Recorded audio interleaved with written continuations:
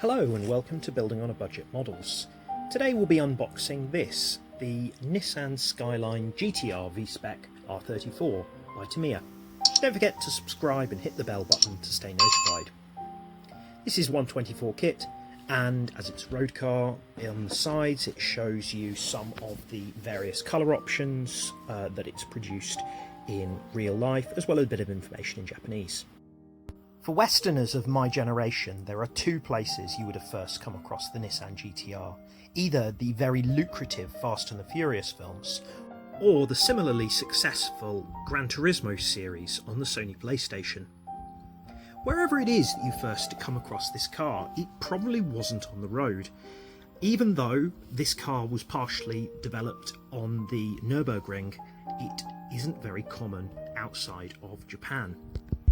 From 1969 through the early 70s, at the Japanese Touring Car Championship, the Skyline GTR achieved an unbelievable streak of 50 victories in a row. 16 years later, its successful name was passed on to the R32 type, which was developed as a base machine for Group A races. To take full advantage of its powerful 2.6-litre 6-cylinder twin-turbo engine, it was equipped with a four-wheel drive system, which provided unrivaled race performance. 1995 saw the larger body and refined mechanics of the R33, and in 1999 the technology cultivated over a long racing history was unsparingly poured into the new R34 type. Developed with ultimate driving pleasure in mind, the R34 features a smaller body and a sturdier structure, with ample consideration given for its aerodynamics. The adjustable two-level rear spoiler as well as front and rear diffusers, V-Spec, regulate the flow of air under the chassis, heightening control.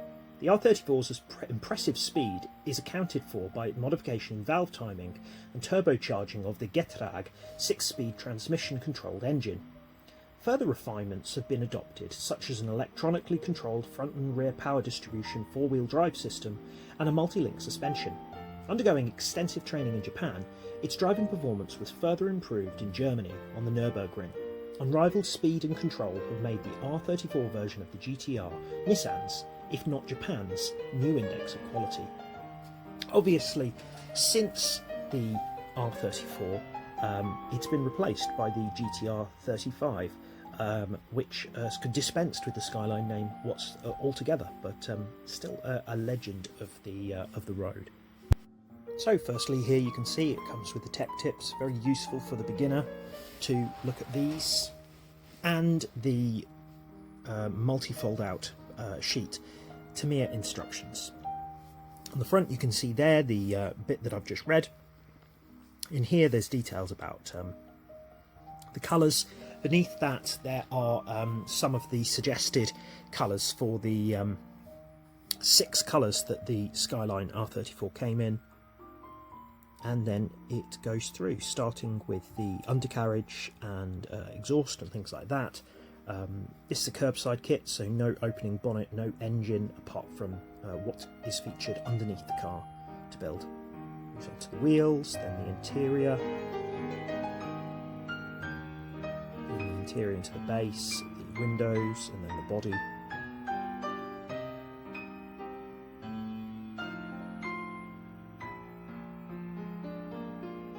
Lights, and then other body features, attaching a window, putting the car together,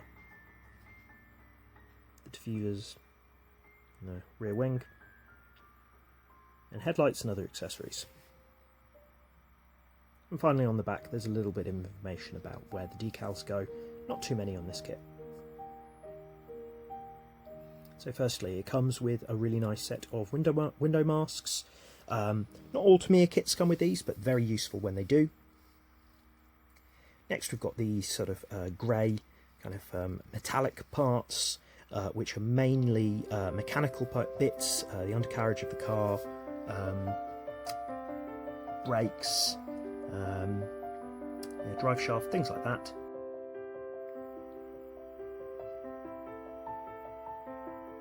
Then we've got the white sprue in this bag along with the chrome sprue.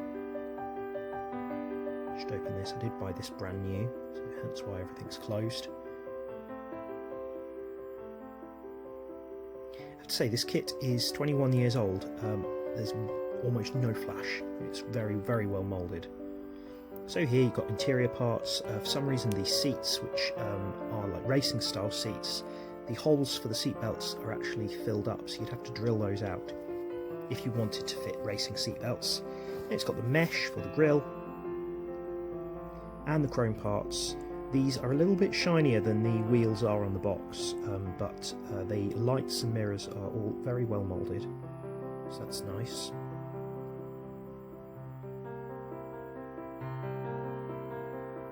Next, the clear parts. The window is all moulded into one piece, which I quite like because it's simply easier to install, and there's some easy guidelines to see where you put the masks on.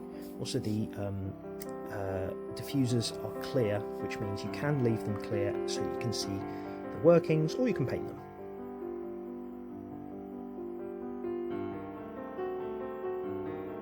And here are the tyres, nicely sealed, so I need to undo this.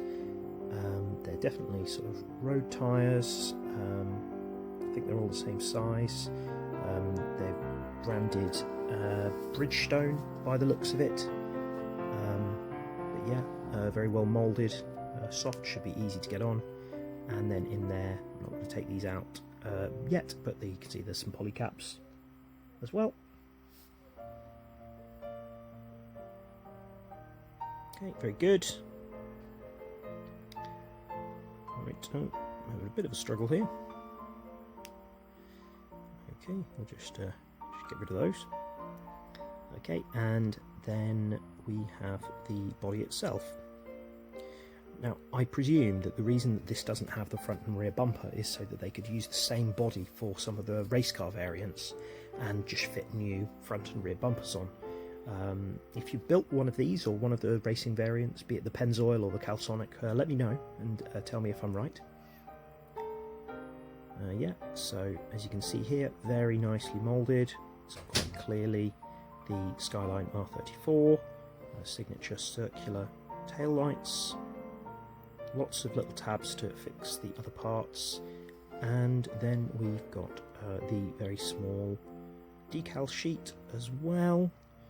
Here we are. You can see a couple of options there, either the GTR logo or a Japanese number plate, and then badges for the hubs, dashboard, things like that.